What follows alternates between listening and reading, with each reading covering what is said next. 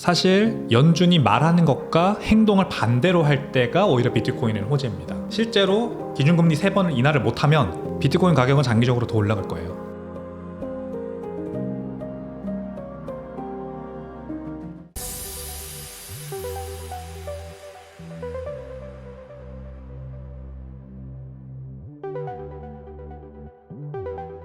네, 안녕하세요. 저는 국내에서 샌드뱅크라고 하는 암호화폐 핀테크 서비스, 투자 핀테크 서비스 5년째 운영하고 있는 공동창업자 백훈종이라고 합니다. 반갑습니다.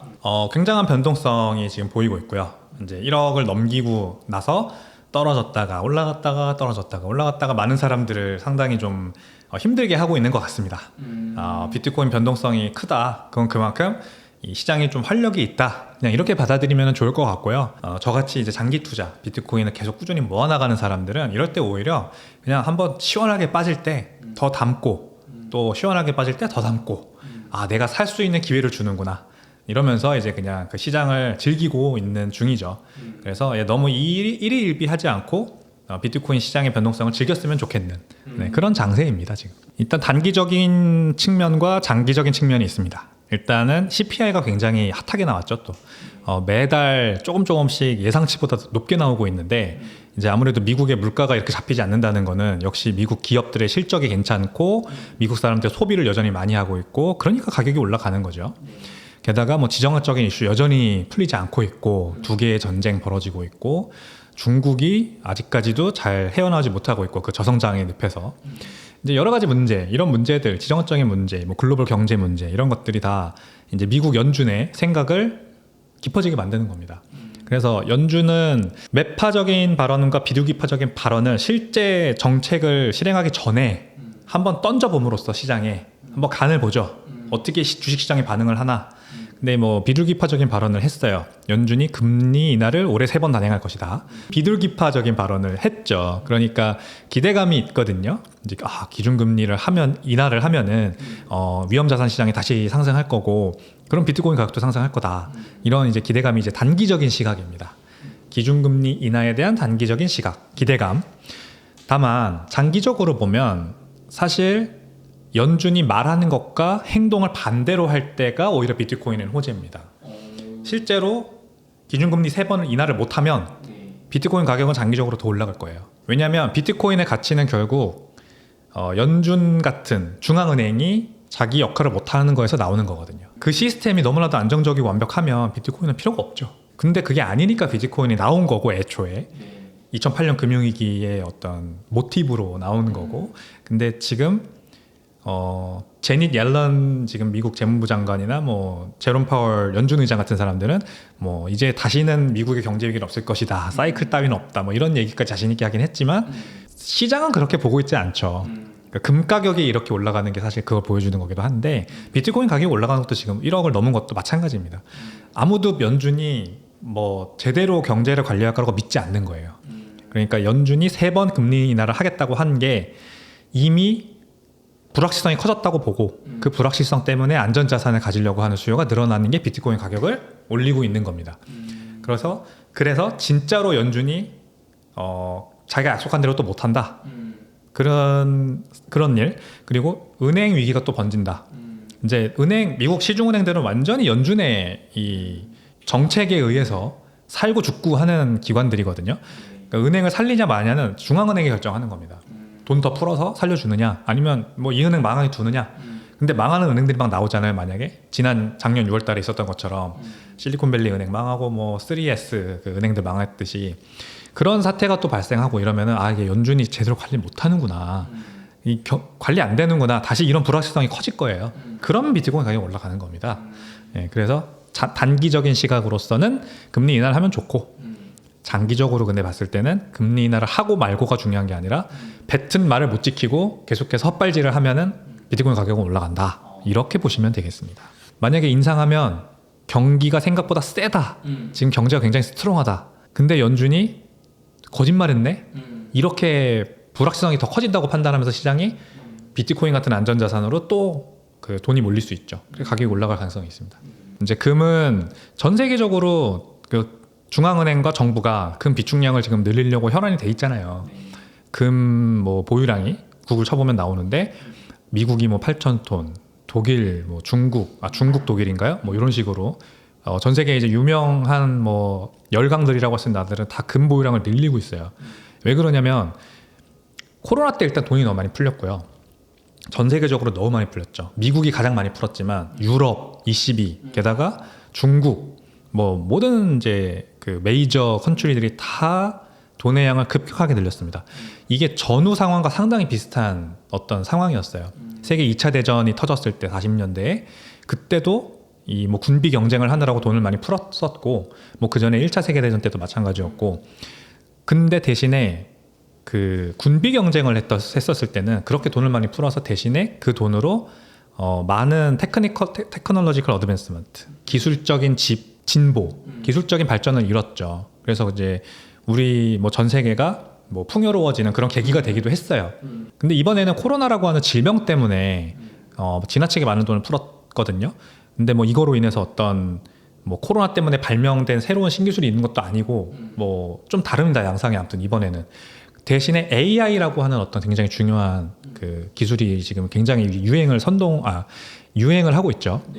AI 기술이 뭐 어떤 거를 가져올지는 나중에 또 이제 얘기할 기회가 있겠습니다만 어쨌든 지금은 풍요로운 상황이에요. 너무 경제가 풍요롭고 돈은 너무 많이 풀려 있고 사람들의 호주머니는 가득 차 있고 그래서 소비가 줄지를 않는 겁니다. 근데 이러면은 이제 돈의 가치가 희석되잖아요. 이제 어차피 돈의 유통 속도는 돈을 많이 쓰면은 늘어나는 걸로 보이겠지만 그만큼 돈이 엄청 많이 풀려 있으므로 이 가치가 늘어나는 게 아니라 전체적인 경제의 가치가 늘어나는 게 아니라 오히려 희석되는 거거든요. 그러니까 이 돈의 가치가 희석되는 거는 결국 이 예금을 가지고 있는 사람들, 달러 예금을 가지고 있는 사람들 이런 사람들이 가장 많이 피해를 봐요. 구매력이 점점 줄어드는 거죠. 이제 뭐 CPI는 3%, 뭐 4% 이렇게 나오지만 CPI에 안 들어가는 것들, 예를 들어 학비, 뭐 병원비, 의료보험, 뭐 이런 것들은 타락같이 가격이 올라가는데 뭐 물가 상승에 어떤 반영이 되지 않거든요. 이런 거 당연히 내야 필수제로서 우리가 돈을 써야 되는 것들이잖아요. 이런 것들을 살 수 있는 능력이 점점 줄어드는 거죠. 그러니까 달러의 가치가 하락한다고 하는 겁니다, 우리가. 그냥 CPI로만 봤을 때는 3, 4%씩 뭐 줄어든다. 돈의 가치가 희석된다. 그러면은 나도 월급이 1년에 3, 4%만 늘면은 똔똔이네. 이렇게 생각하지만 그렇게 생각하면 안 되는 거예요. Inflation is factor. 인플레이션은 굉장히 다양한 측면에서 바라봐야 되는 거거든요. 그래서 필수적으로 자기가 쓰는 어떤 큰 지출이 나가는 것도 한번 봐라. 아이 학비, 뭐 학교 들어갈 때 내는 뭐 교재값 이런 거 상승률 보면요 어마어마해요. 가격 상승률 보면은 그런 거를 다 따졌을 때 내가 가지고 있는 구매력이 지금 녹아내리고 있는 거구나. 이거를 알아야 되는 거거든요. 그러니까 어떻게 돼요? 결과적으로 가진 자와 못 가진 자의 차이가 더 커지는 겁니다. 가진 자들은 예금을 안 가지고 있죠. 주식, 부동산, 자산을 가지고 있죠. 이런 것들은 올라가잖아요. 근데 예금을 쥐고 있는 서민 일반 중산층들은 점점 가난해지는 거예요. 그러니까 웰스 갭이 커지는 겁니다. 그러니까 이제 서민들, 우리 같은 중산층들 입장에서 그 사다리를 그 갭을 좁힐 수 있는 방법이 이제 우량 자산에 투자하는 거고 비트코인이 아주 대표적인 그런 우량 자산이라는 거죠. 그래서 이제 투자를 저도 하고 있는 거죠. 홍콩에서 웹3 페스티벌이라고 하는 행사가 있었습니다. 이제 홍콩에서 뭐 몇 회째 진행되고 있는 굉장히 큰 암호화폐 관련된 컨퍼런스이고요.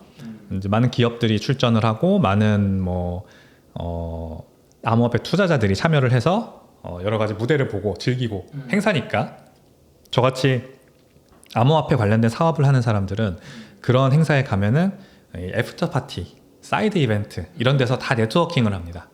그래서 이제 저는 저희 사업을 홍콩, 뭐 중국 이쪽으로 좀 넓혀보고 싶어서 홍콩에서 열리는 행사에 갔고요. 많은 이제 뭐 사람들과 사귀고 좋은 친목을 맺고 돌아오는 길입니다. 바로 어제 돌아왔습니다.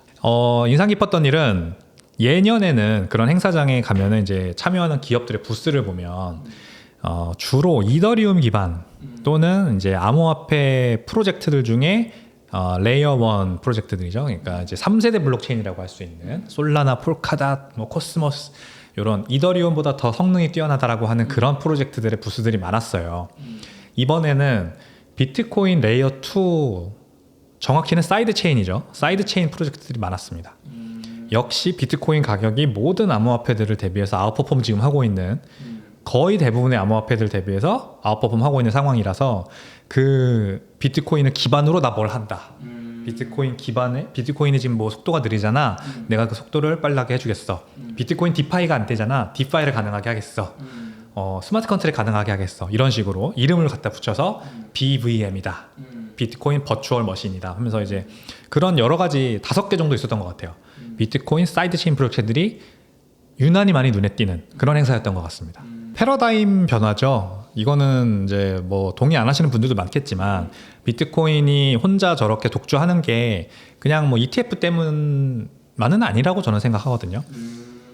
일단은 가장 큰 요인은 ETF가 맞아요. 뭐 미국에서 ETF가 비트코인만 유일하게 나왔고 그래서 비트코인의 위치가 어떤 투자 자산으로서의 위치가 훨씬 격상됐고 그러니까 이제 나머지 뭐 2위, 3위 시가총액 기준 암호화폐들은 잘 못 따라오고 있는 게 맞지만 근데 그게 뭐 저는 비트코인 맥시로서 그 정해진 수준이라고 생각을 하거든요. 기술적으로 본다는 게 이제 뭐냐면 결국 비트코인이 이 블록체인의 트릴레마라고 하는 확장성, 스피드 그리고 보안 이 3가지 중에 보안에 아주 신경을 쓴 극강의 보안을 이뤄낸 어떤 아주 단순한 구조의 블록체인 기술입니다. 이 기술을 우리가 이용해서 어떻게 할지가 이제 앞으로 발전 방향이라고 저는 보거든요. 그 방향으로 가고 있기 때문에 결국 ETF도 나오고 결국 성공하고 있는 거라고 저는 생각을 해요. 그래서 이더리움 외 나머지들은 트릴레마에서 확장성과 속도까지 잡겠다. 보안과 확장성, 속도 다 잡겠다. 이게 결국 모티브거든요. 그러니까 이제 안 되는 거죠. 뭐 하나 제대로 하는 게 없는 거죠. 그러니까 ETF도 못 나오고 증권성 있고 뭐 ICO 미리 프리세일하고 ICO하고 막 이래가지고 증권성 있다고 보고 뭐 이런 이제 여러 가지 이슈들이 계속해서 겹치는 거예요. 그러다 보니까 비트코인만 혼자 좀 어떤 전통 금융에서 각광받게 되는 현상, 그러니까 가격이 많이 올라가고 이렇게 되지 않았나 싶습니다. 앞으로도 저는 이 방향이 계속해서 더 빨라질 것 같고 이 방향으로 진행되는 일의 속도가 더 빨라질 것 같고 제 책에서도 이제 웹3 3.0이라고 웹 3.0 사용 설명서라고 하는 제 책에서도 얘기했듯이 비트코인 기반으로 이제 지금 비트코인이 못하고 있는 뭐 여러 가지 탈중앙 금융 서비스라던가 이런 것들이 비트코인 위에서 더 성공한 것들이 나오는 그런 날이 머지않아 올 것 같다라고 생각을 합니다. 그래서 중국이 비트코인 채굴을 금지했잖아요. 채굴을 금지해서 채굴 파워가 70%가 중국에 몰려 있었었는데 그게 뭐 순간 0으로 떨어진 거나 마찬가지죠. 그래서 이제 비트코인 망한다. 채굴을 누가 하냐. 이런 걱정이 있었는데 웬걸 미국이 이제는 채굴 파워 넘버 1으로 올라갔죠.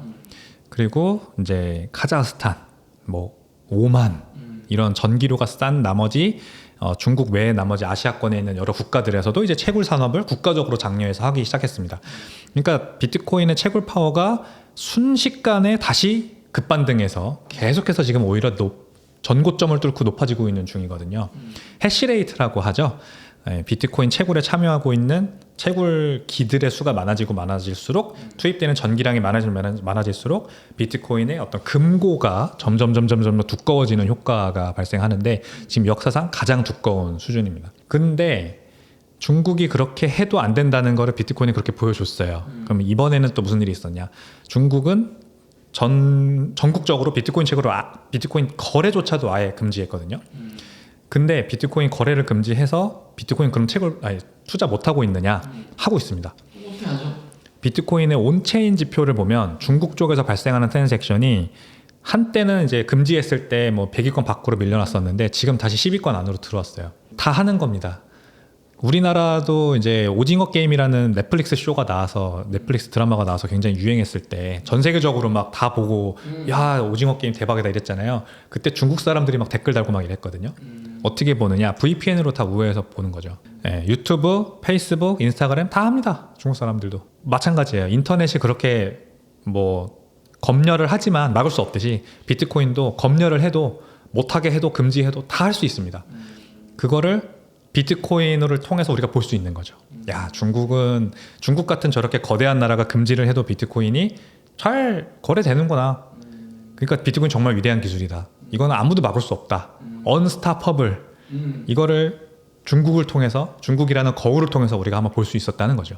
일단 뭐 바이낸스라든가 OKX 같은 큰 거래소들이 아직도 다 중국에서 접속이 됩니다. 다만 이제 우리나라 거래소 이용하시는 분들은 당연히 이제 은행 계좌 연동해서 원화로 구매하시겠지만 거기서는 그렇게 못해요.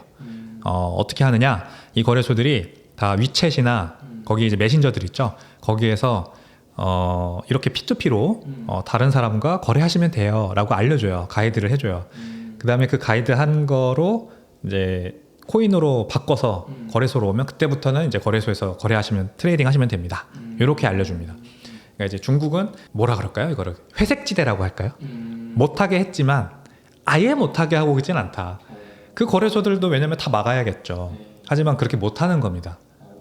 많은 사람들이 쓰고 있으니까. 일단 뭐 그 시스템도 마찬가지죠. 완벽하다면 굳이 필요가 없겠지만 암호화폐, 비트코인 같은 게 완벽하지 않기 때문이죠. 지금 중국이 계속해서 5년째 부동산과 주식 경제가 주식 가격이 떨어지고 있거든요. CSI 300 지수가 지난 1월 달에 역사상 5년 내 최저치를 찍었어요. 그러니까 많은 중산층들의 돈이 부동산과 주식에 중국도 묶여 있을 거 아닙니까? 근데 그렇게 계속해서 추세적으로 하락을 해왔으니 당연히 중국 사람들이 불만이 많고 대체 투자 자산을 찾고 있는 건데 그때 비트코인을 막는다? 그러니까 이게 어떤 리퍼커션, 이 반대급부를 불러올지 이거를 중국 당국도 상당히 걱정을 하겠죠. 안 그래도 불만 많은데 그러니까 사회 안정을 위해서 이게 또 굉장히 중요한 개념 아닙니까? 사회 안정이라는 게 계속해서 뭐 일당 체제가 잘 되고 있고 인민들을 잘 먹여 살리고 있다라는 걸 보여줘야만 하는데 그 뭐 다 안 돼, 이념이 안 맞는다고 다 못하게 하면은 불만만 쌓이고 계속해서 이제 그 반대급부가 커질 거 아닙니까? 그건 또 원하지 않는 거예요. 그래서 이거 굉장히 이제 복잡하고 이중적인 개념인데 중국은 굉장히 회색지대가 많습니다. 그래서 못하게 하는 걸 확실하게 못하게 하지만 또 뭐 이거는 왜 하게 하지? 이해가 안 되지만 하게 하는 것들도 있어요. 그게 이제 뭐 일당 체제지만 자유경제, 자유시장 경제를 가져온 나라로서의 어떤 특이한 모습인데 비트코인은 딱 그런 위치입니다. 사업은 못해요. 사업을 못하지만 또 사람들은 투자할 수 있어요. 인터넷 뭐 몇몇 사이트들은 막아놨지만 그렇다고 다 막지 못해요. VPN으로 우회하는 사람들까지 찾아가지고 다 잡아가줄 거냐? 그렇게 못하는 거죠. 비트코인 딱 그 위치에 있다 보시면 됩니다.